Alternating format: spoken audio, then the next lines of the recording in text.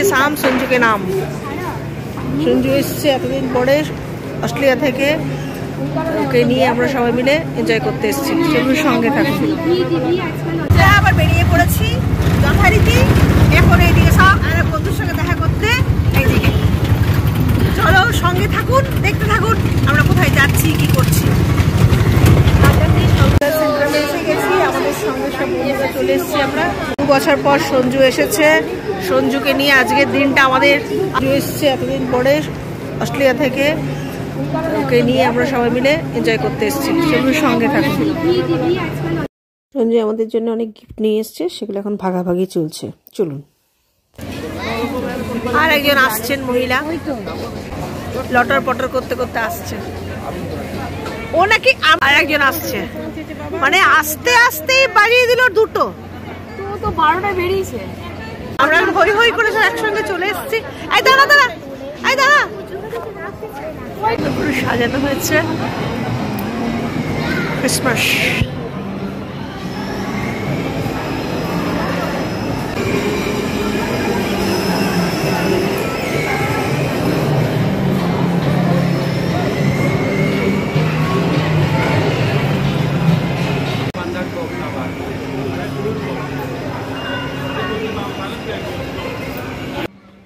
আমরা আসানসোল সেন্ট্রাল মলে চলে এসেছি, এখন আমরা উপরে যাচ্ছি, সেখানে আমরা এখন লাঞ্চ করব।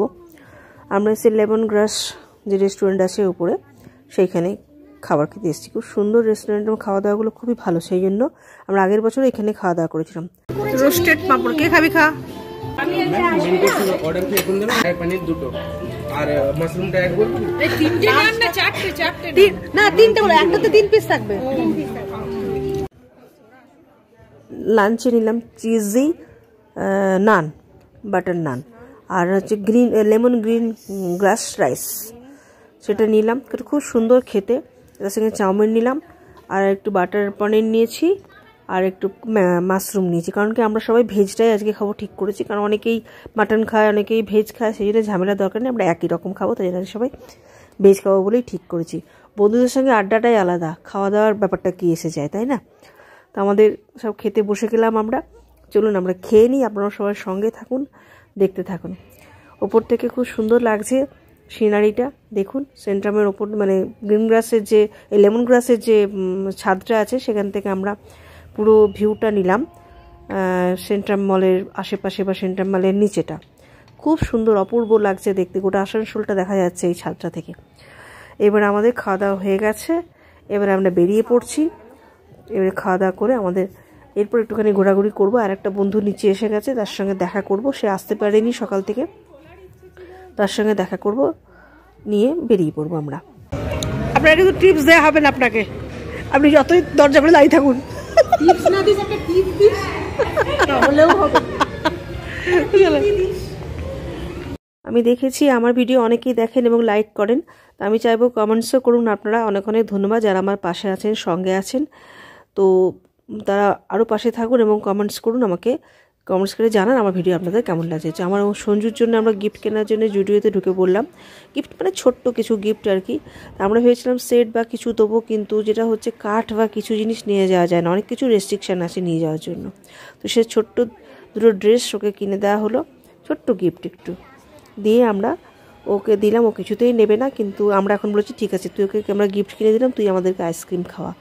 তো সেই জন্য এবার আমরা নিচে নামছি, আর এক বন্ধু আছে সেখানে, ওকে নিয়ে আমরা এখন সবাই মিলে আইসক্রিম খাবো। চলুন।